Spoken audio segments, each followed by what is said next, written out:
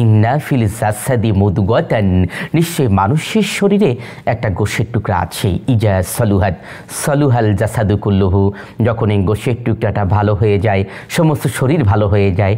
ও ইজা ফাসাদাত ফাসাদাল জাসাদু কুল্লুহু, আর যখন এই গোশের টুকরাটা খারাপ হয়ে যায় সমস্ত শরীর খারাপ হয়ে যায়। আলা ওহিয়াল কলব, ওই বস্তুর নাম হচ্ছে কলব, অন্তর।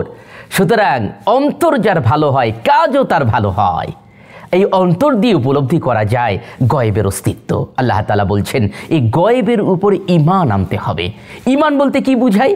আমরা জানি ঈমান মানে বিশ্বাস, স্বীকৃতি, প্রত্যয়। তবে ঈমানের বিভিন্ন রকম সংজ্ঞা ইসলামিক চিন্তাবিদগণ, ফকিগণ উল্লেখ করেছেন। তার মধ্যে মৌলিকভাবে যে সংখ্যাটি আমাদের কাছে সুপরিচিত তা হলো আল ঈমানু হুয়া তাসদীক বিল জিনান, ইকরার বিল লিসান ওয়া আমালু বিল আরকান। ইসলামের মৌলিক বিষয়ের উপরে মৌখিক স্বীকৃতি, অন্তরে বিশ্বাস এবং কাজে পরিণত করার নাম হলো ঈমান। সুতরাং ঈমানের সাথে তিনটি বিষয়ের সম্পর্ক আছে।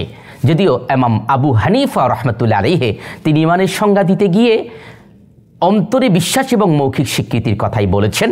তিনি আমলকে বলেছেন ঈমান আনার পরিণতি হিসেবে, যে যখন অন্তরে বিশ্বাস এবং মৌখিক স্বীকৃতি এসে যাবে তখন স্বভাবতই কাজে তা পরিণত হয়ে যাবে।